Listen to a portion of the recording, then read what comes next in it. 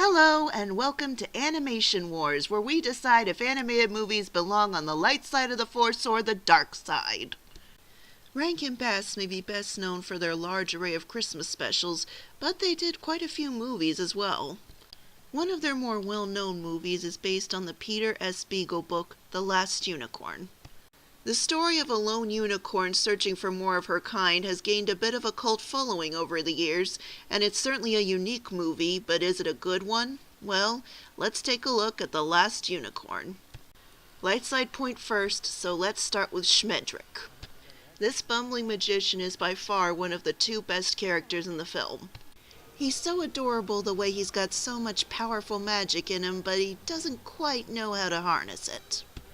As such, his spells might make Robin Hood and the Merry Men appear, or they might give a tree giant boobs. Yeah.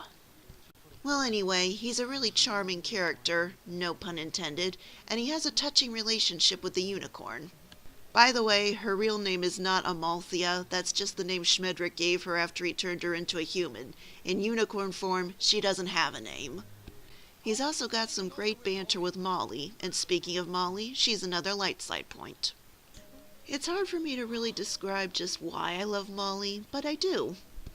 Maybe it's because she's so different from a lot of other leading female roles in animation. She's middle-aged for one thing, and she's got a brashness that suggests a really tough past.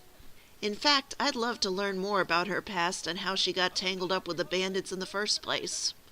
However, she also has this genuine tenderness about her, and she and the unicorn have a really nice, respectful relationship, even though we don't see too much of it. And now it's time for a dark side point, the disjointed storytelling. I haven't actually read the original novel, but the author Peter S. Beagle admits on the DVD commentary that he pretty much made it up as he went along, and well, that kind of shows here. Characters and plot lines have a tendency to show up and then disappear as if the writers got tired of them. The singing butterfly shows up for 2 minutes and then disappears with no further mention. Mommy Fortuna comes in looking like she'll be a major villain, but then she gets killed shortly after. The unicorn setting a dangerous harpy free looks like it might have some impact on the story, but then, oh wait, nothing comes of it, never mind. In fact, the main villain doesn't make an appearance until the second half of the movie, and neither does the love interest, who, by the way, is another dark side point.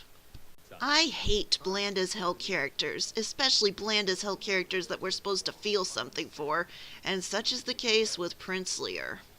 As stated before, he doesn't even enter the movie until the second half, and he barely registers even then. He goes out slaying monsters in an attempt to impress the unicorn in human form because that's what heroes do, I guess? She doesn't even like him doing it, but they still fall in love because I guess plot requires it. Their romance comes out of basically nowhere. Granted, insta-love is common in animated movies, but even with insta-love there should still be some chemistry. Chemistry is even more important here because the romance is supposed to be what makes the unicorn want to remain a human and leave her old life behind, but Lear is so bland that it's hard to feel anything for it. Well, let's end it with one more light side point, the magic. It sounds weird, but I really have no other way to word it. This movie feels magical. It feels like a legend or a fable that's been intact for centuries and passed down through the generations. There are many intriguing elements to the world building, such as how the unicorn slowly loses her true identity after she becomes a human, and how unicorns can only be seen by those who truly believe in them. Watching this movie is like entering a dream world where, yes, magic is real. In conclusion, this movie does have some pretty glaring flaws, but it's still deserving of its following. The visuals are pretty and the characters are really appealing, most of them anyway, so I declare this movie property of the light side. Next month we'll be doing something a bit more mainstream and less magical, so until then, may the animation be with you.